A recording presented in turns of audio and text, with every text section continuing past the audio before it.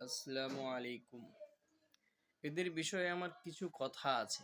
আপনারা একটু মনোযোগ দিয়ে শুনবেন। আমি বলছি না যে তাদের থেকে আমি কোনো বিষয়ে খুব বেশি জ্ঞান রাখি। কিন্তু আমার যেটা খারাপ লাগলো আমি সেটাই ধরলাম আর সেটাই বললাম।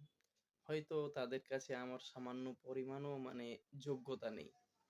কিন্তু যেটা সঠিক ভাই আমাকে লাগলো আমি সেটাই বললাম। যদি খারাপ লেগে থাকে তাদের কাছে ভিডিওটা যায় যদি, তো ভাইরা মাফ করে দেবেন। আর যদি আমি ভুল করে থাকি তো নিশ্চয়ই আমাকে মাফ করবেন।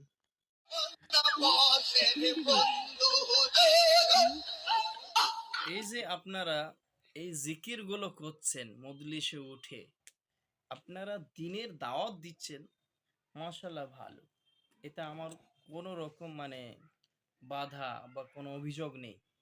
কিন্তু আপনারা স্টেজে উঠে এই যে ফেমাস হওয়ার জন্য যে আপনারা জিকিরগুলো করেন, এই অনেকেই করছেন এক পাট পাট, এগুলো কি? এগুলো কোনো জিকিরের মধ্যে পড়ে?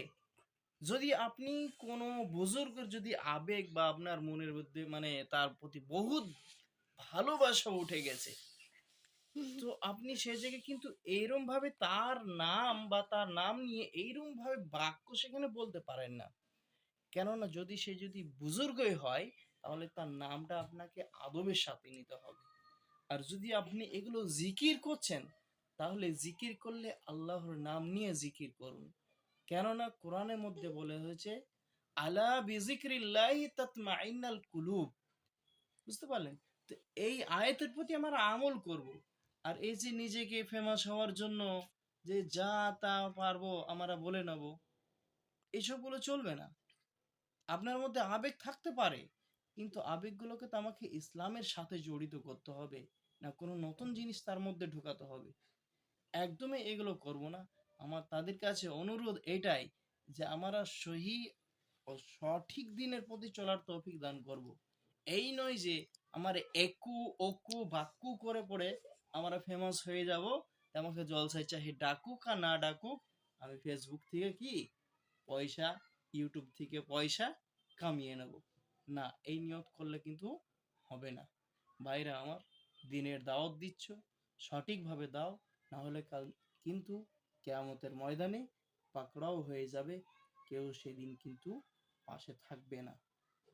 না টাকা, না মাল, না দৌলত, সব ছেড়ে চলে যাবে। আর কাল কিয়ামতের ময়দানে পাকড়াও হয়ে যাবে। এই জন্য বলছি ভাইরা আমার, আপনাদের কাছে একটাই অনুরোধ যে আপনারা সঠিকভাবে দাওয়াতটা দেন এবং সঠিকভাবে মানুষের কাছে এই দিনের দাওয়াত যেন পৌঁছে যায় সেই চেষ্টাটা করুন। এইটুকুই আমার রিকোয়েস্ট। আসসালামু আলাইকুম।